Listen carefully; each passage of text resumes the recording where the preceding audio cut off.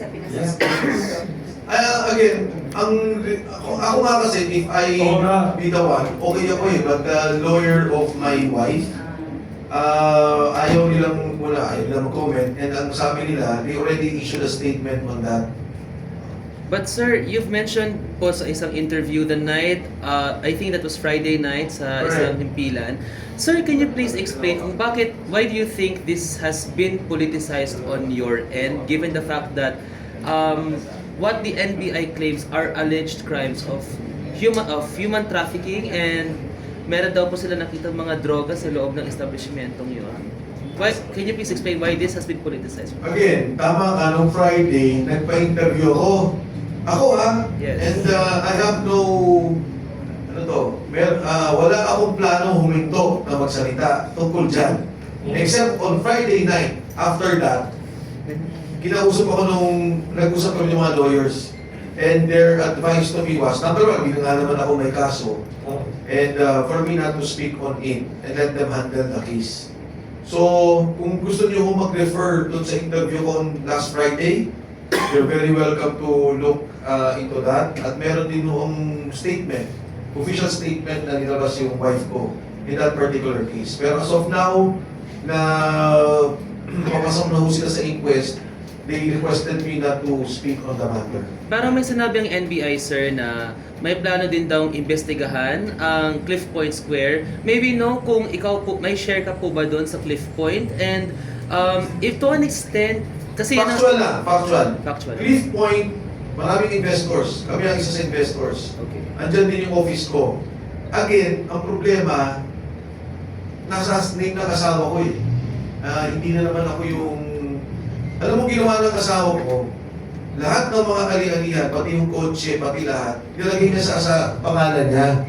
Iniisip na siguro Wilson, pag nag-away kami, nag-ano kami, nasa kanya lahat yung... Trinapitan ba yan? Oo. Pati bank account eh. Diba? Oo. So, Kaya mabait ka na. Pumayag ka naman. Kasama. ngayon Pumayag ka naman. nung nangyari yung NBI, di ba nakita yung sasakyan? Di ba? And then it was against kanya, sa pangalan niya. Yun. But the NBI, Attorney Matibag has floated that balak niya pong imbestigahan yung ownership ng Cliff Point. Any reaction? Walang problema. Lahat ng yan pwede nang bisikat. Sabi ko nga, lahat nasa pangalan ng asawa ko. Magaling eh. Magaling misis. Magaling eh. So, wala akong magawa dun sa... Well, makikita naman nila. Maraming investors doon. Kung without commenting doon sa NBI case per se, nakikita mo pa rin ba na talagang ikaw ang target nito for you to shut up? Kaya nga yung opening statement ko is about mga political relationships eh. Diba? And the dynamics of politics. I have been in cabinet for 9 years. Ilang kudita kami? 6? Tama? Daming kudita. Nandun pala kayo, no? Ilang kudita kami? 6? So, si Trillanes yung nagkudita na sa cabinet kayo? Yes. Wow. Si Trillanes and sila James Lagyo mga Magdalo, mga 3 beses nadalaw ko sa Bulacan. Talaga? Si Erap, halos linggo-linggo. Wow. Dinadalaw ko sa Bulacan. Kasi kuminsan may requirement si Erap, kuminsan naman. Siya pala nag-alin sa ospital. Yes. Ako naka-interview sa kanya sa Philippine Star. Tatlong oras. One page. You know, so nung una pa lang na yun, kasi naman gusto siyang ikulong sa Laguna. If you recall. Tapos, sabi, hindi naman. Tapos, hindi naman si Presidente Estrada noon. Ako yung nandun. So ang sinabi niyo kanina, dapat sa politika, wag personal na pamilya sinasama. Parang personal na. Kasi ano yun, di ba? Sa tradition ng Pilipinas, walang personalan. Umiikot eh. Oo, Di ba? At that oo. time, Yes. si Boying was at that time Assistant Secretary or USEC. Ni GMA. Ni Erap. Ani Ana. Oo. Tama. So, nung kami nung nasa cabinet, wala naman kaming targetan na Yes. asa na yung mga negosyo nila Boying, ano ba itong ganito nila Boying. Nung nagpalit, nagsama na kami sa Kongreso, Yes. and then magkaibigan naman kami. Ngayon, siya naman yung naka-puder, di ba? And marami akong kaibigan sa kabinete to be factual about it. Yes. Pero never kaming ganyan na mag-iipitan. Kasi alam namin there will come a time, not because of convenience, Yes, yes. not because of convenience, but because kung politika ang pinag-awayan nyo, kung pulisya ang pinag-awayan nyo, kung problema ang pinag-awayan nyo, Hindi personal. dyan, hindi personal. Diyan kayo mag-away. May movie line na ganyan na. Trabaho lang, hindi personal. Yan. May isang movie. Depensa lang. Di ba pwede kasi kung ako naniniwala na ang negosyo ninyo ay legal. Walang corruption o walang kung ano man. At nananahimik na negosyante ang misis ninyo. Hindi ba pwedeng pag ito nag-justify na wala namang anomalya, hindi naman involvement sa corruption or what, na katulad ng ginagawang panggigipit ng ating pamahalaan ngayon, hindi ba pwede doon sila'y kasuhan din? Dahil ito ay kinakaladkad ang marespetahin yung negosyo sa isang pagbibintang katulad ng human trafficking, parang imposible. Yung droga, parang imposible. Dahil kayo nga po, galit na galit sa droga. Bakit magkaroon ng droga doon sa mismong family business nyo? Pwede naman siguro natin bilang isa din kayong magaling na politisyan at may nalalaman sa batas at palaban para sa katotohanan, pwede naman siguro nating kasama rin kami na lalaban para idemanda sila ng gano'n na nga, ng paninira doon sa inyong negosyo. Darating ko tayo sa sitwasyon na yun, pero again, hindi po sa akin yun. Yung po yung mga galing sa aming pamilya. Ang aming partikular na negosyo lang doon ay yung building. You know, ang investment. Landlord kayo. Yes, Ah. landlord. And yun, may 7-Eleven doon, Yes. may restaurant, may isang bar, so iba-iba po yun. So, tingnan natin. So walang Again, kinalaman kayo. Walang kinalaman eh. Bakit Ano man kinalaman? ano man yung mga sinasabi nila. basta ho kami yung building. Yun ang, kumbaga, Otherwise, kung walang kinalaman, Yes. you have to cooperate. Para lalo yes. diba dapat natuwa kayo last no? I'll be cooperating with the government Yes. para tama ba? Yes. So, you know yung sabi ko nga, di ba na pwede mong salita? So, Buti lang mo hindi, in-refer nito yung interview ko nung Friday. Kasi nung after that interview, nung gabi, nag-usap ng lawyers eh. Because nung Friday, birthday nung anak ko. So, andun ako Sige, kung hindi pwede hindi ka magsalita kasi ang involved family members mo. because of the legal case. Okay. Baka Hindi ko sa inyo. Baka pagalitan kayo ni Mrs. Din. No, alam nyo, Lawyer advice. Sino pwersa lawyers nakita? advice. Sa nakakatotohanan, kung ako lang, Lawyer advisor. hindi ako takot na magsalita sa bagay niyan. At hindi ko nila ako pwedeng pigilan. Kundi yung sinabi lang, nagkataon eh. Yes. Hindi ko kaso. Kung kaso ko to, walang problema. So maganda sinabi niya kanina, na sana sa politika ng Pilipinas, politika lang, policies lang, hindi sana personalan ang away. Very, very well said yan. May kikwento ko sa iyo. Yes, magkikwento. Nung nakakulong si Era, Yes. kinausap niya ako. Sabi niya, Mr. Secretary, sabi ko, yes, Mr. President. Yes. Sabi niya, baka pwede namang ayusin na. Lilipat na ako ng Tanay. Sabi ko, sir, Tanay. Tanay. Oo. Sabi ko, sir, ang layo ng Tanay. Probinsya. Sabi ko, at least dito, accessible kayo. Sabi niya, hindi. Saan ba yan? Nung nagkakwento? Sa veterans. Sa veterans. Nakakulong siya sa veterans. Yes, yes, yes. Sabi niya, hindi, sabi niya, ayoko na dito kasi, alam mo, ang daming lumalapit, kung minsan problema, hirap na nga ako, nakakulong Yes, ako. yes, yes. Pati yung problema pa ng iba, pinaparating pa sa akin. Ah. So sabi ko, Mr. President, Ano lumayo siya? para namang may security na rin kayo at hindi kayo kalayuan. Oo. Bakit hindi tayo lumipat sa Polk Street? Sa San Juan? Sa house arrest. Sa bahay niya. Oo, Oo. idea. Oo. Sabi sa akin ni Erap, ako hindi pwede. Magiging wife arrest yan. Sabi, may schedule ako ng dalo, may iiwan ako sa isa. Hindi pwede pumasok yung isa. Oo, Okay. naisip ko na agad yan. Yes. Oo. So, ang ginawa ko, inayos namin yun Ay, grabe. for his comfort. Yes, for freedom niya. Yes. Nilipat namin siya sa Tanay. Okay. Ano reaction ni President Arroyo? Natawa siya. Bakit siya open-minded?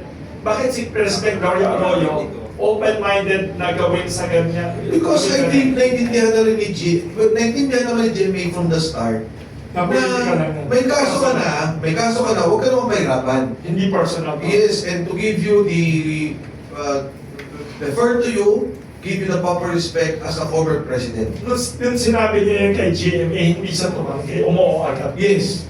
Wow. Oo. Okay. Wow. Nung, Interesting. Interesting. nung nandun na ngayon sa Tanay, dinilala ko si Erab. Oo.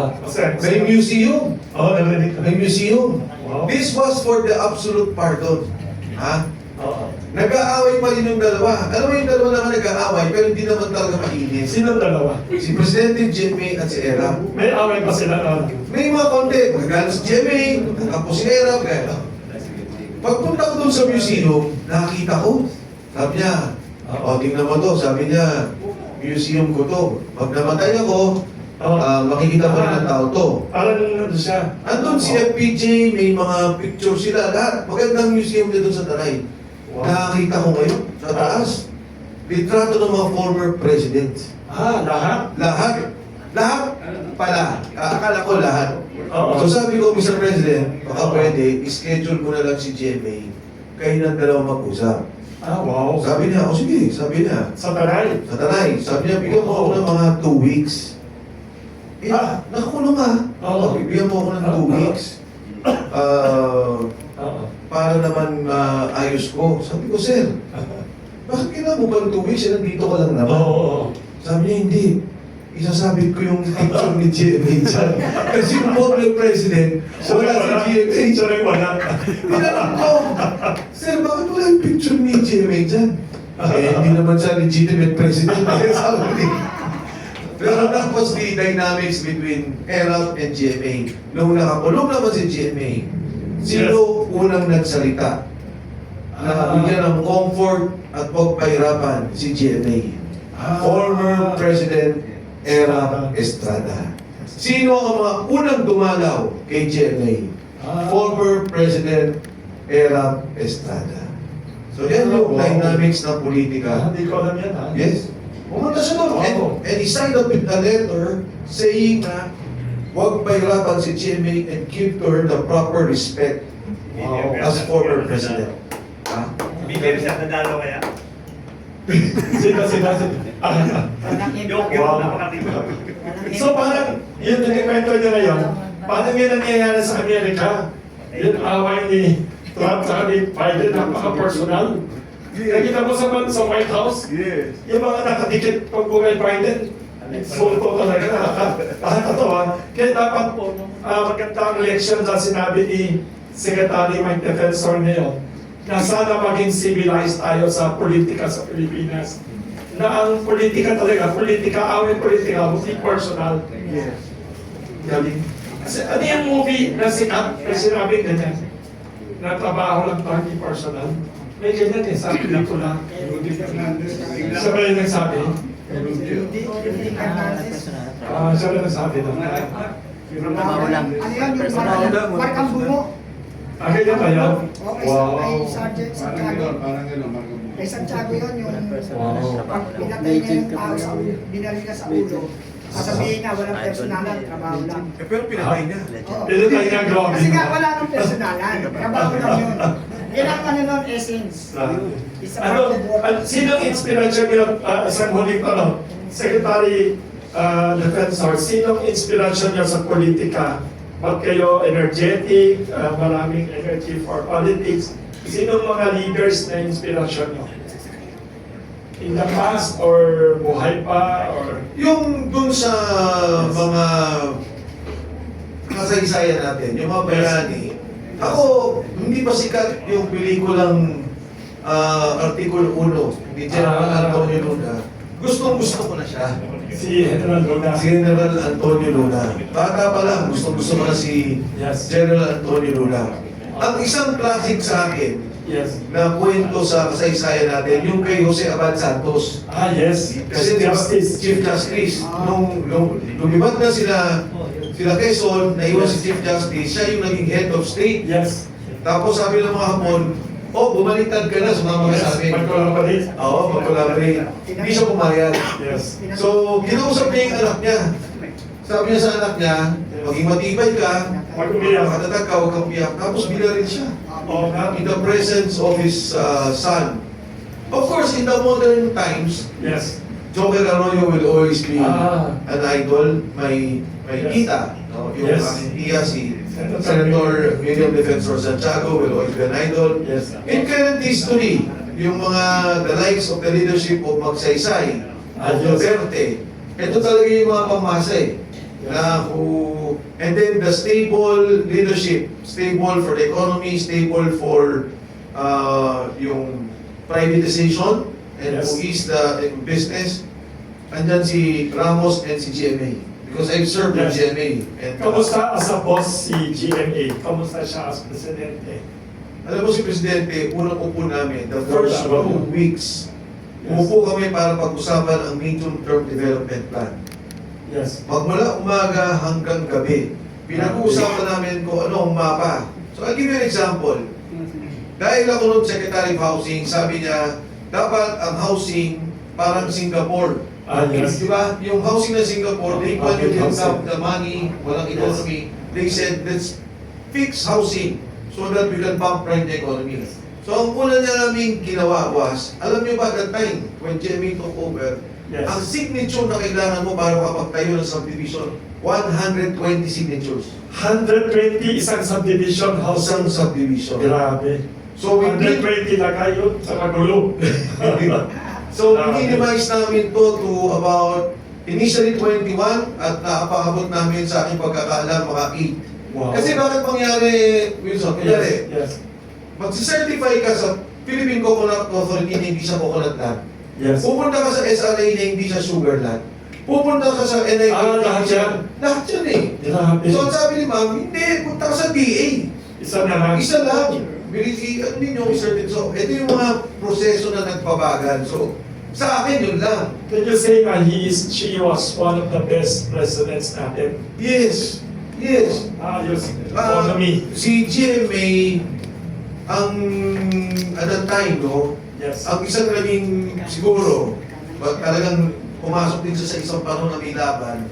Yes. And very, si Ma'am, pagka nagagalit siya kasi, pagka sa trabaho not sa tao, Oo. na yun ang pinapakita ko din mo nagagalit. Pero hindi, if you look at all, yung outburst niya, maraming trabaho yun. Is she hardworking?